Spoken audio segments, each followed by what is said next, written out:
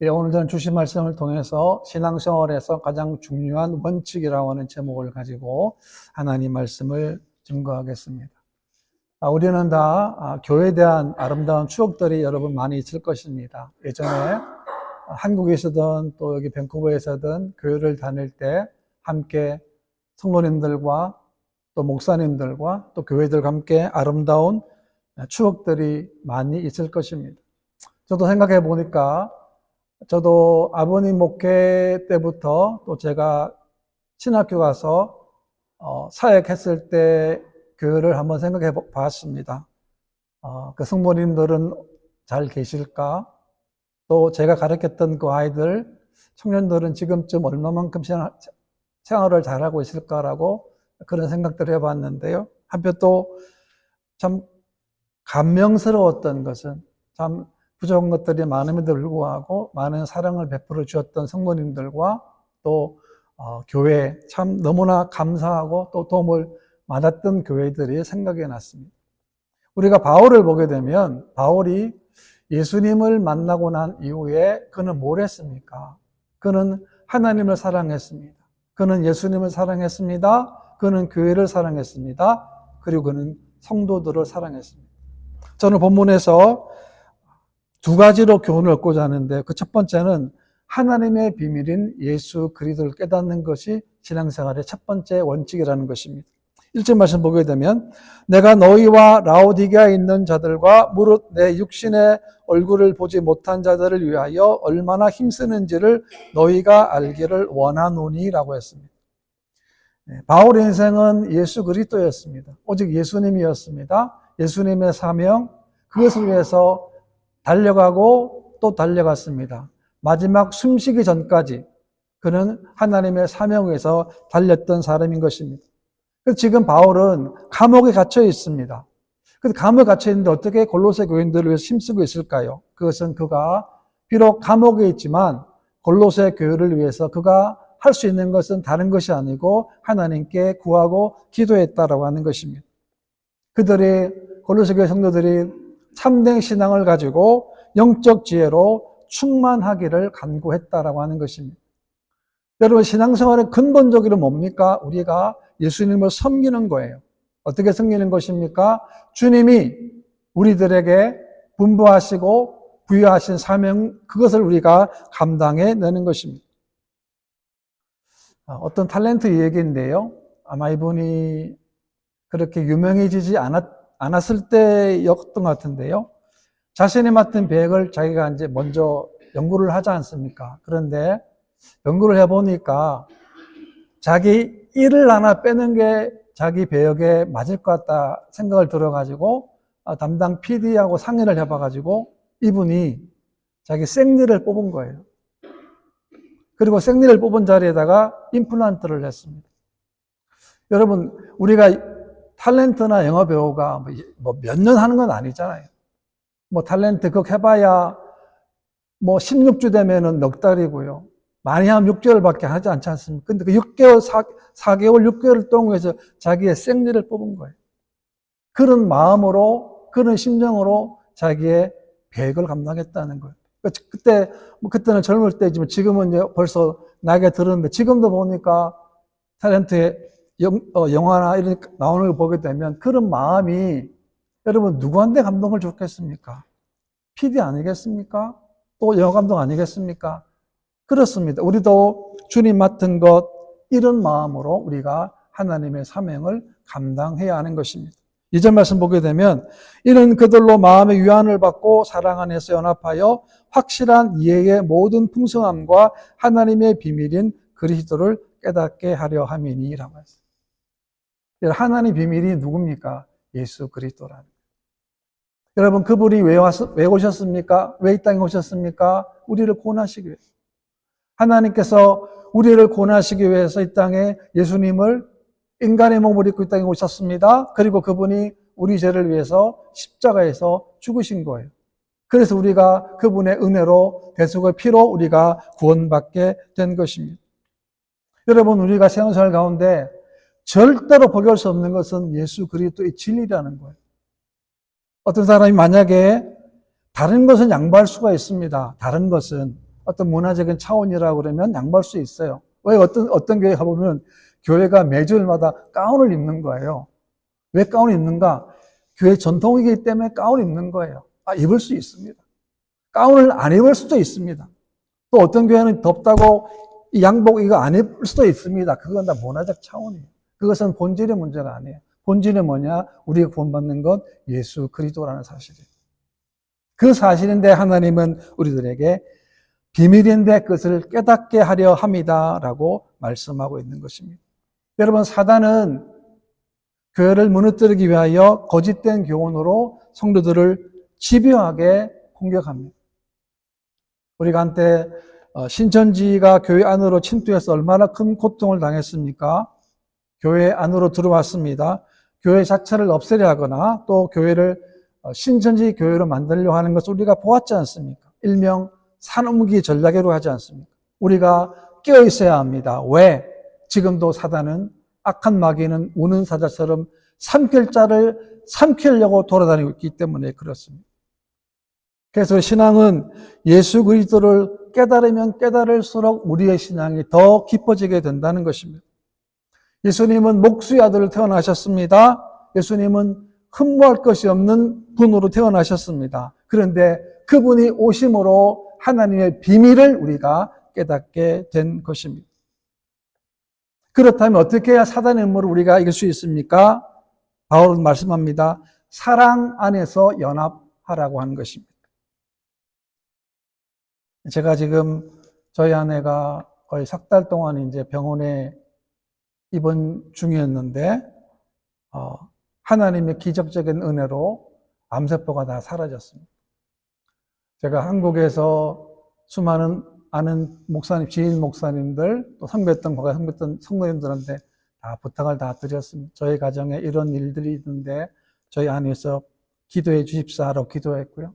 또 밴쿠버에도 제가 아는 목사님들, 또 성도님들 했는데 카톡으로 계속 왔습니다. 목사님 힘내십시오. 목사님 힘내십시오. 얼마나 감사한지 모르겠어요. 하나님 기적으로 그 고통스러웠던 지금 거의 석 달이 되는데요. 하나님이 그 모든 암세포를 다 소멸시켜 주셨어요. 지금은 이제 숨 쉬는 거 좀 힘든데요. 숨 쉬는 것만 더 완벽하게 되면 이제는 퇴원도 가능하고, 물론 집으로 올 수는 없지만 그런 과정에 뭐냐? 우리는 하나라는 거예요. 왜 하나냐? 예수 안에서 하나라는 거예요. 어떻게 우리가 만나겠습니까? 한국에서 목사님도 어떻게 제가 만나겠습니까? 그러나 우리는 적어도 기도함으로 만나게 해 주신 것입니다. 3절 말씀에도 보게 되면 그 안에는 지혜와 지식의 모든 보화가 감추어져 있느니라. 왜 감추어 놓았겠습니까? 하나님이 택한 자들에게만 보여주기 위해서 하나님은 감추어 두신 것입니다. 우리만 비밀을 아는 거예요. 저와 여러분들만 하나님의 비밀을 알 수 있다는 거예요. 세상은 절대 알 수 없어요. 세상은 절대 모릅니다. 우리들에게만 하나님이 비밀을 주신 거예요. 4절 말씀입니다. 내가 이것을 말하면 아무도 교묘한 말로 너희를 속이지 못하게 하려 함이니라고 했습니다. 이미 초대교회에도 영지주의자들이 나타났습니다. 성도들을 미혹하는 거예요. 여러분, 거짓 교사들이 듣기 좋은 말로 사람들을 현혹합니다. 현란한 말솜씨로 유창한 언변으로 성도를 속입니다. 그래서 우리는 항상 조심해야 돼요. 디도 3장 말씀에도 보게 되면 이단에 속한 사람을 한두 번 훈계한 후에 멀리하라라고 했어요. 아무리 가까운 사람이라도 설령 친척이라 할지라도 이단에 있는 사람들 어떻게 하랍니까? 한두 번 훈계하라는 거예요. 거기는 진리가 아니다. 빨리 교회로 들어와라. 빨리 오라고. 거기는 영생이 없다. 그리고 뭐라 그럽니까? 한두 번 훈계한 다음에 훈계하라고 했어요. 여러분, 이단과 여러분 혹시 논쟁해 보신 적 있으십니까? 절대로 안 찔려고 그래요. 얼마나 세뇌를 당했는지 논쟁합니다. 때로는 경론도 벌어집니다. 그래서 멀리 하라라고 성경은 말씀하고 있습니다. 뿐만 아닙니다. 우리들은 실력이 높아져야 합니다. 어떤 실력을 말합니까? 선악을 분별할 수 있는 실력과 습관을 우리가 갖춰야 된다는 것입니다. 베드로 3장 말씀 보게 되면 그러므로 사랑하는 자들이 너희가 이것을 미리 알았은즉 무법한 자들의 미혹에 이끌려 너희가 굳센 데서 떨어질까 삼가라. 악한 원수들의 교묘함이 있다는 거예요. 교활함이 있다는 거예요. 불경건한 속임수가 있다는 거예요. 이런 것에 유혹당하지 말 것을 말씀하고 있는데, 그 다음 보게 되면 오직 우리 주 곧 구주 예수 그리스도의 은혜와 그를 아는 지식에서 자라가라. 영광이 이제와 영원한 날까지 그에게 있을지어다 라고 했습니다. 여러분, 우리가 사단의 미혹을 당하지 않는 비결이 뭐냐면 그리스도와 그의 은혜를 아는 지식에서 날마다 자라가는 거예요. 우리의 신앙은 날마다 진보하는 거예요. 우리가 날마다, 여러분 생각해 보시죠. 나는 지나간 5년 동안에 또 10년 동안의 믿음의 진보를 우리가 지금 하고 있는가, 아니면 멈추었거나 아니면 중도에 그냥 있는가를 우리 스스로 한번 판단해 보아야 하는 것입니다. 난 얼마나 하나님 말씀을 보고 있는가, 말씀 속에서 하나님의 비밀을 얼마나 깨닫고 있는가, 얼마나 그 사실을 우리가 알 때 내 믿음이 자라는 것을 우리가 알게 된다는 것입니다. 5절 말씀에도 보게 되면 이는 내가 육신으로는 내가 떠나 있으나 심령으로는 너희와 함께 있어 너희가 질서 있게 행함과 그리스도를 믿는 너희의 믿음이 굳건한 것을 기쁘게 봄이라 라고 했습니다. 여러분이 지금 골로새 교회 성도들은 이단들의 유혹이 있는데요. 그런데 그들은 어떻게 하냐면 질서 있게 행했다라는 거예요. 질서 있게 했다 이 말은 훈련받은 병사들이 질서 있게 행진하는 것과 같은 뜻을 의미하는 거예요. 무슨 말이냐면 그들은 비록 유혹을 받았지만 신앙생활이 반듯했다는 거예요. 뭘 말할까요? 오늘 우리가 하루를 보낼 때 마찬가지입니다. 매일매일마다 우리는 중요한 것부터 먼저 하지 않으면 하루가 급한 일 때문에 지나가 버리게 된다는 거예요. 우리는 날마다 왜 기도와 말씀 필요합니까? 그것이 나를 붙잡아 주기 때문에 그래요. 하루가 얼마나 빨리 갑니까? 한 주가 얼마나 빨리 갑니까? 한 달이 얼마나 빨리 갑니까? 1년이 얼마나 빨리 갑니까? 그러니까 하나님과의 깊은 영적 교제 없이 그냥 지나가게 된다는 거예요. 그래서 우리들은 하나님이 원하시는 것, 중요한 것부터 먼저 해야 합니다. 그러지 않으면 급한 일만 하다가 하루가 가고 1년이 가고 인생이 갈 수 있다는 것입니다. 또 하나 뭐냐면 너희의 믿음이 굳건함을 봅니다 라고 했습니다. 이것은 뭐냐면 비록 이단들의 가르침에 있었지만 그들이 이길 수 있던 비결이 뭐냐? 그들의 믿음이 굳건했다라고 하는 거예요. 다시 말하면 그들 마음속에, 그들 심령 속에 예수 그리스도의 올바른 지식과 믿음을 그들이 가지고 있었다라는 거예요. 그들에게는 믿음의 방패가 확실했다라고 하는 거예요. 얼마나 놀라운 일입니까? 우리가 하나님, 우리 남은 생애 동안에 하나님 우리가 날마다 믿음이 자랄 수 있도록, 경건한 생활을 할 수 있도록 하나님과 항상 함께 할 수 있는 믿음의 삶이 되도록 여러분 기도하시기를 바랍니다. 그 다음에 두 번째는 신앙생활은 예수 그리스도 위에 뿌리를 박는 것입니다. 6절인데요. 그러므로 너희가 그리스도 예수를 주로 받았으니 그 안에서 행하되라고 했습니다. 우리는 예수님을 주님으로 받은 거예요. 주님입니다. 주님. 우리는 그분의 주되심을 의심 없이 믿고 받아들이는 거예요. 우리는 예수 안에 살기 때문에 우리는 모든 환경 가운데, 모든 일들 가운데 우리는 예수 그리스도를 발견할 수 있는 삶을 살게 되는 것입니다.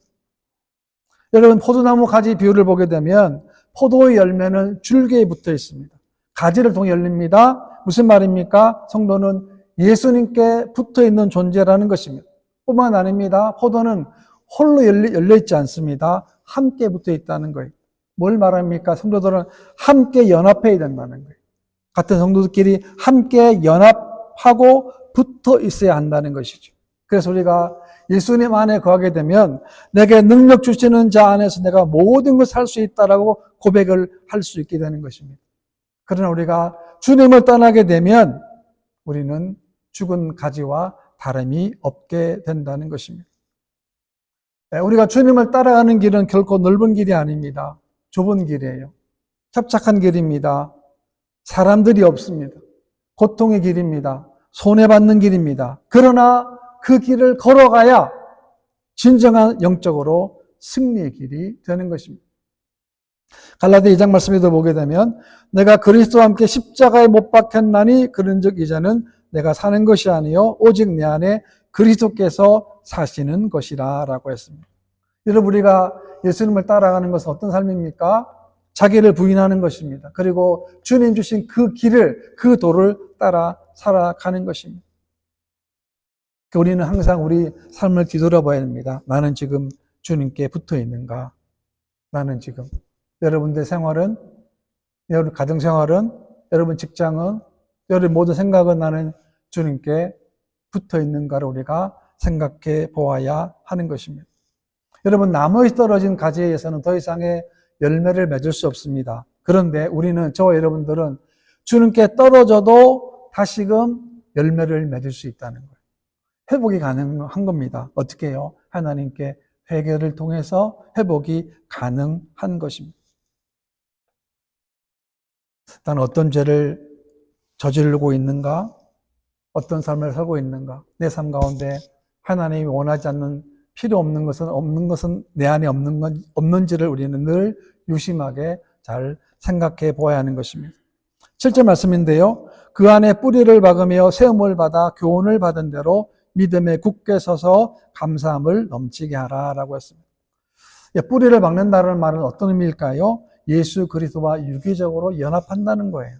또 세움을 받는다고 하는 것은 끊임없이 자라는 것을 말씀한 것입니다. 여러분, 나무에서 가장 중요한 것은 뭡니까? 뿌리 아닙니까?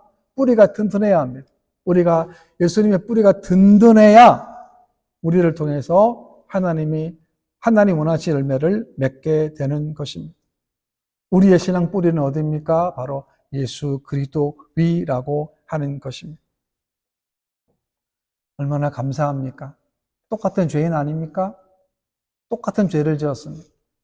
똑같은 허물이 있어요. 똑같은 잘못이 있어요. 그런데 우리를 하나님께서 하나님의 자녀로 삼아 주신 거예요. 얼마나 감사합니다. 그러면 우리는 날마다 믿음에 굳건하게 서 있어야 합니다. 예수님의 굳건하게 서 있어야 합니다. 어떤 환난이 와도, 어떤 핍박이 와도, 어떤 고난이 와도 그 순간에 주님이 나와 함께 하심을 믿으시기를 바랍니다. 왜? 그것이 뿌리이기 때문에 그렇습니다. 우리는 예수 그리스도의 소유자가 되었기 때문에 예수님으로부터는 그 놀라운 은혜와 축복과 사랑과 평강을 우리가 누리게 된다는 거예요. 제가 한 석 달 동안, 이제 이번 주가 되면 석 달이 되는데, 제가 병원에 오며 가며 느꼈던 게 뭐냐면, 하나님의 사랑이, 하나님의 은혜가, 하나님의 축복이 과연 뭘까? 왜 이런 고통이, 왜 이런 아픔이, 왜 이런 상처가, 왜 이런 아픔이 있을까라고 생각해 봤습니다. 왜 그럴까? 하나님께 또 질문했습니다. 하나님, 왜 이런 고통이 우리 가정에 있게 됩니까? 제가 스스로 생각해 보았습니다. 왜 하나님 주셨을까요? 우리의 신앙의 뿌리를 다시 한번 예수님께 깊이 두라는 하나님의 말씀인 거예요. 정말 고통스러운 시간을 저는 보았지 않습니까? 이 항암이라고 하는 게 얼마나 큰 고통이라는, 얼마나 큰 고통이, 얼마나 큰 아픔이라는 사실을 제가 보았지 않습니까? 그 가운데 하나님이 이렇게 역사하시고 최고로 아픔의 그 순간에 한마디, 지난번에 말씀드렸지만 피가 막아졌다는 것만, 그냥 그 말만 하고 나가버린 거예요. 평상시에는 아마 인턴이나 레지던트가 오신 것 같은데 그분은 제가 처음 뵀어요. 처음 뵀는데 와가지고 한마디 그냥 뭐 하다가 피가 좀 막아졌다 그 말하고 나가셨는데, 그 말 이후에 보니까 암세포가 다 사라져.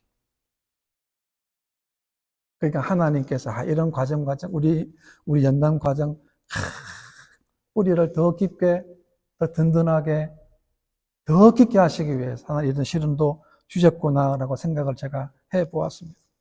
여러분, 우리가 주님께 뿌리를 박으면 박을수록 우리는 하나님께 감사와 기쁨이 넘칠 수밖에 없는 거예요. 무슨 말이냐 하면, 우리가 감사의 문제는 상황의 문제가 아닙니다. 믿음의 문제라는 거예요. 얼마나 예수 안에 있는가의 문제라는 것입니다. 시편 말씀 보게 되면 내 길을 여호와께 맡기라, 그를 의지하면 그가 이루시고라고 했습니다. 우리는 주님께 의지하는 삶을 살아야 합니다. 왜? 우리는 모르기 때문에 그래요. 한 치 앞을 모릅니다. 한 시간 뒤를 몰라요. 내일 일을 모릅니다. 그래서 우리는 매 순간순간마다 우리의 뿌리는 하나님께 두고 예수님께 두어야 하는 것입니다. 누가복음 16장 말씀 보게 되면 지극히 작은 것에 충성된 자는 큰 것에도 충성되고 지극히 작은 것에 불의한 자는 큰 것에도 불의하니라라고 했는데요. 저는 여기에서 지극히 작은 것에 감사하는 자는 큰 것에도 감사한다. 넬슨 만델라는 27년 동안 감옥 생활을 했는데요. 그분은 그 중에서 감옥 생활 가운데서 작은 것, 하늘을 보고 땅을 보고 물을 보고 감사했다고 합니다. 그런 감사를 통해서 그가 27년 동안 건강을 유지할 수 있다라고 했습니다. 우리가 하나님께 범사에 감사해야 하는 것입니다. 여러분, 우리가 하루에 숨을 몇 번 쉬겠습니까? 우리가 숨 쉬는 거 어렵지 않지 않습니까? 내가 쉬는 게 아니라 그냥 쉬어지는 거잖아요. 그런데 아프니까 제일 아픈 게 뭐냐? 숨 쉬는 거라 그랬습니다. 숨 쉬는 건 너무 고통스럽대요. 우리가 매 순간순간마다 내가 팔을 움직일 수 있다는 거, 내가 숨 쉴 수 있다는 거, 내가 걸을 수 있다는 거, 내가 호흡할 수 있다는 것이 얼마나 감사한 일인지를 우리가 모른다는 거예요.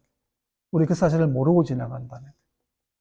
우리가 하나님 남은 생애 동안 우리의 신앙의 뿌리는 주님께 듬으로 말미암아 우리 인생 가운데 어떤 일을 만나도 우리 하나님께 감사할 수 있는 저와 여러분 되시기를 주님의 이름으로 축원합니다.